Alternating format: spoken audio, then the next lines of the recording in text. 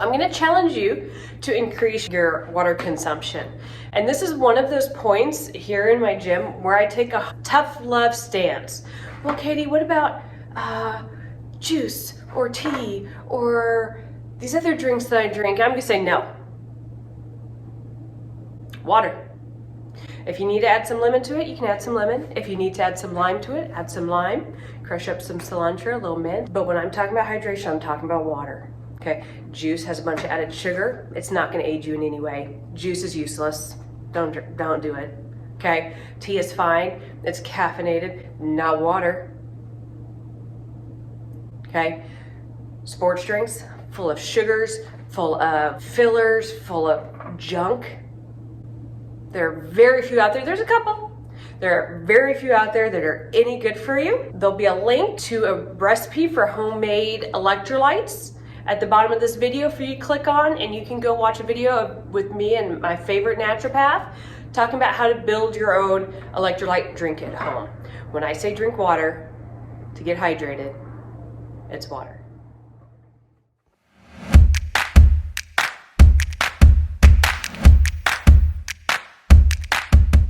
Hello, Katie Stumbo here with Go Conquer Fitness, and it's time to get hydrated.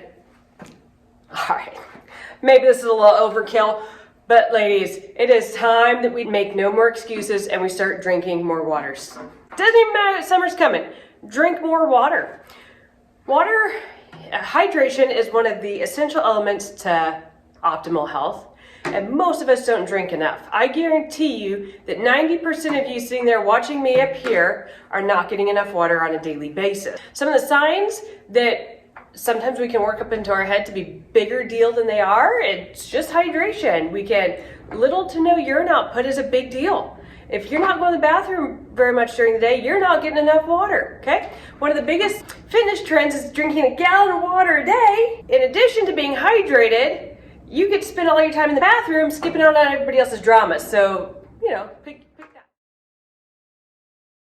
Your urine becomes dark and you'll have little output, and that's because you're not taking enough in. It's very concentrated, and we don't want that. Dry mouth, extreme thirst. If you have extreme thirst, you thirsty, drink some water. Sleepiness and fatigue. We get really tired, and a lot of times in those early afternoons, and I know I'm guilty of this too because I love my coffee, is to reach for coffee instead of water. Always reach for that water first. Get that 16, 18, 20 ounces of water in. See how you feel over the next 20 minutes before you reach for some more caffeinated beverages. Headache is a big symptom of dehydration, confusion, dizziness, no tears. You know, when you yawn or you cry and you kind of tear up, if you're not getting any of those tears, you're dehydrated. So you need to start drinking more water. There are a lot of recommendations out there based on your height, your weight, and just like the 10,000 steps that's recommended, it's a completely arbitrary number. Completely arbitrary. Japanese scientist came up with the 10,000 steps because he liked the way it sounded. That was his average step count a day when he started tracking his steps to create pedometers. So that's what he set as the marker, and it became a worldwide thing. The number of ounces is a little bit arbitrary. So we want to be drinking enough that we don't feel thirsty. If you feel thirsty, you're already dehydrated and you're behind the 8 ball. So get up first thing in the morning, before that coffee, before anything else. First thing, you've been sleeping all night long, and most people don't realize this, but we lose most of our body's water through expiration, through breathing out through our mouth, and that happens a lot when we're sleeping. So we get very dehydrated when we're sleeping. So first thing in the morning, get up and start with that big glass of water before you do coffee or tea or whatever your morning routine is. So just build that into the very front of your routine and get started off on the right foot there. Some of the other things that staying hydrated is going to do for you is it's going to increase physical performance, whether that's just reducing fatigue during your day, being a busy mama, business, your workouts will get better, all those things. So your physical performance will go up as you're hydrated. It affects your energy and your brain function. If you're finding that you're having a lot of brain fog and lags in energy, the very first step to addressing those issues is to increase your water consumption, increase your hydration. It prevents headaches. I get headaches sometimes, they're no fun. Drink a little more water. They can relieve constipation.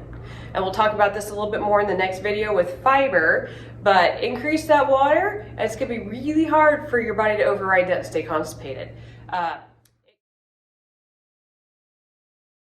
It can help reduce the chances of kidney stones. It can actually help treat them a little bit. Okay, so if you've ever had kidney stones, there's no evidence that staying hydrated will prevent you once you've already have a history of kidney stones, but it can definitely, as you take in that water and you're drinking a lot of water, all those minerals and elements in your kidneys will stay more diluted because you have a lot of water, and it'll prevent the likelihood of them clumping together and creating a stone will be greatly reduced.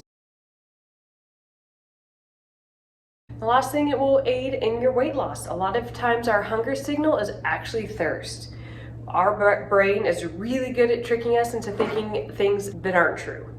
So one of the first things, if you had breakfast 2 hours ago and you're feeling hungry, have a glass of water. If you are truly hungry, 20 minutes later you'll still be hungry, and find something healthy. If it was really just a thirst signal that your brain was confusing, then it's gonna have gone away. So be aware of that. Abnormal times for you to feel hungry, like, man, I don't know why I'm hungry. Start with some water and see if that helps. Get enough water, and a couple markers, get enough water to have light urine and to never have thirst. So do we really need to drink gallons a day? Maybe not, okay? Drink enough that you're not thirsty, you're not having a thirst response, and that your urine is light. As we get older, ladies, one of the big things we have to think about is our taste buds actually shear. They cut in half. So as we start to age, I hear this all the time from my clients, I just don't feel thirsty. Well, yeah, because you don't have as many taste buds anymore, and you're not getting that feeling of thirst because you don't have as much feeling in your mouth. So at that point, you need to be setting an alarm. You need to make it a routine. Get up and have that glass of water. 10 o'clock, a little alarm goes off. Have a glass of water. Have a glass of water before lunch, okay? So make it routine if you're not getting those thirst signals, because your body is thirsty. Guaranteed it's thirsty. So real quick recap, ladies, hydration is so important, especially here in this desert. Does that mean you have to drink a gallon a day? Probably not. Maybe. Start increasing your water consumption. See how your body responds. See how much better it performs, how much better you're sleeping, how much relief you're getting from your headaches. And I am wishing you a happy, hydrated summer. Katie Stumbo from Go Conquer Fitness. Drink that water.